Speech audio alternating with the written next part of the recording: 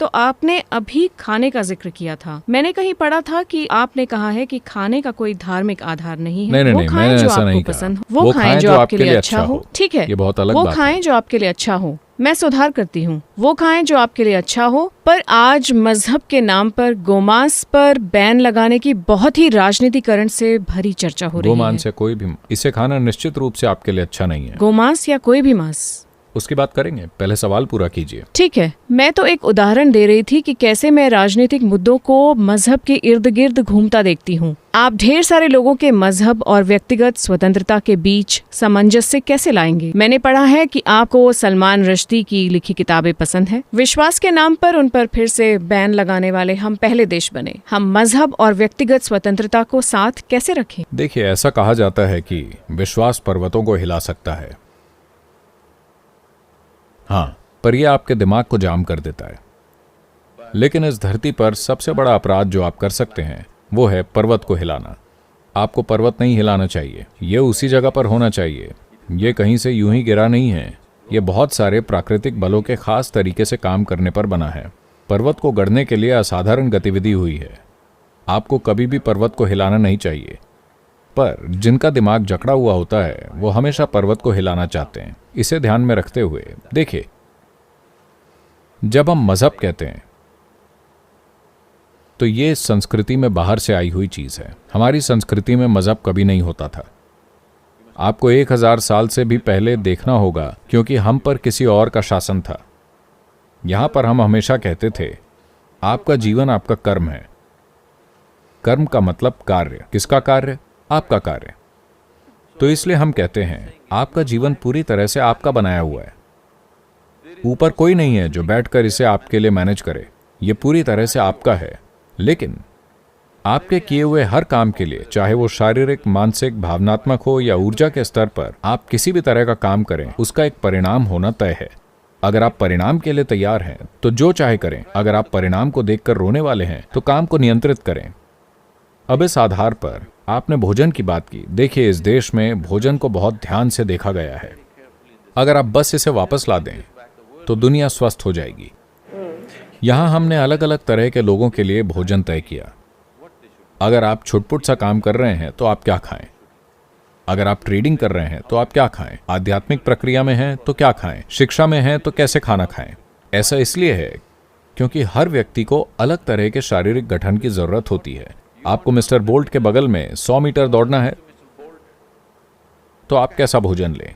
आप बस दिल्ली में काम करना चाहते हैं, आप कैसा भोजन लें? आप एक खास तरह से सोचना चाहते हैं तो आप कैसा भोजन लें? इन सब के लिए हमारे पास साफ निर्देश थे। तो जब भोजन की बात आती है, इसका क्या मतलब है? हम दूसरा जीवन ले रहे हैं।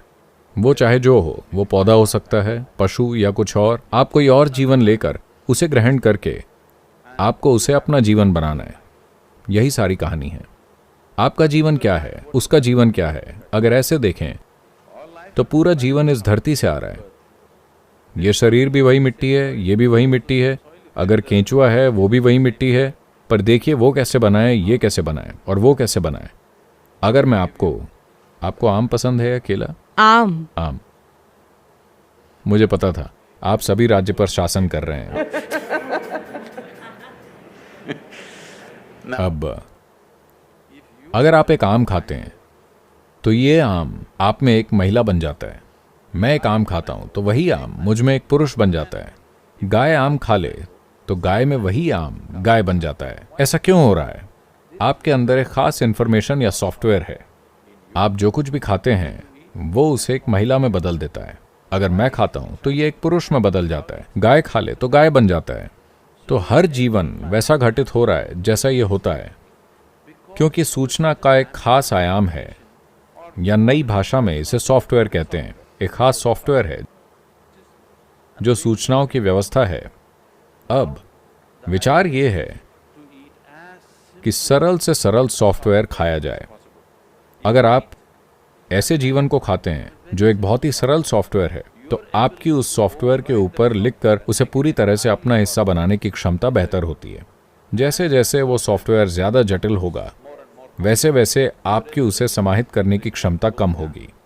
तो खासकर अगर ये कोई जीव है जिसमें कुछ विचार और भावनाएं हैं, अगर उसमें भावनाएं हैं तो आपको उसे नहीं खाना चाहिए।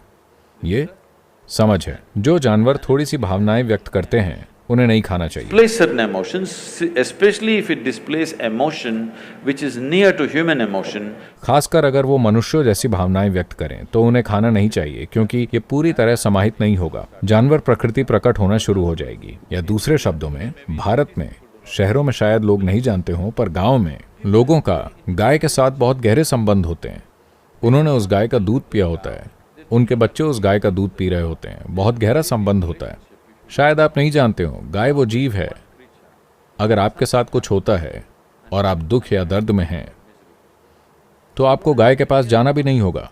वो घर में जहां भी है वो आपके लिए रोती हुई नजर आएगी। मैंने अपनी आंखों से इसे देखा है। मैं इस बात पर भरोसा नहीं कर सका, जब कोई घर में मरता है गाय को क्या पता होता है, वो तो कहीं और होती है, पर आंसू बह रहे होते हैं। तो जब इतनी गहरी भावनाएं होती हैं और आप उसे मारते हैं तो ये मनुष्य को मारने जैसा है। ये मर्डर या नरभक्षिता है।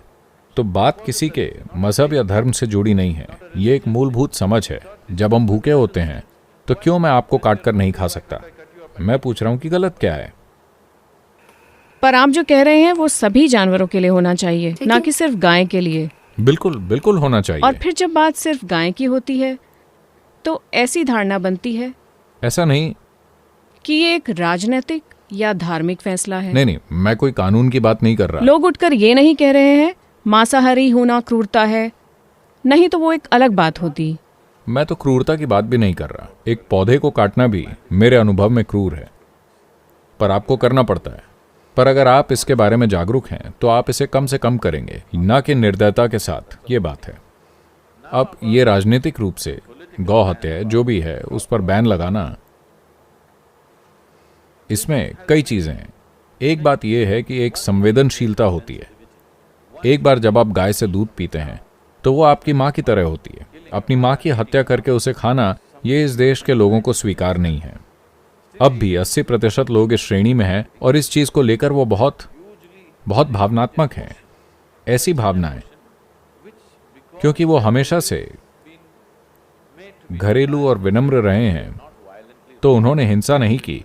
पर कुछ जगह ऐसा हुआ है, कुछ गांवों में पहले से ही गौ मांस खाने पर प्रतिबंध है, सिर्फ मानदंड के आधार पर, किसी कानून की वजह से नहीं। बस आप गांव में इस तरह की चीजें नहीं ले जा सकते। मैं ये नहीं कह रहा कि आपको इसे बैन करना चाहिए या नहीं करना चाहिए। मैं सिर्फ ये कह रहा हूं कि आपकी जनता की संवेदनशीलताओं के बारे में बिना सोचे आप इसे सुलझा नहीं सकते, क्योंकि ये बिजनेस बढ़ता जा रहा है। भारत बीफ का एक बड़ा एक्सपोर्टर बन रहा है।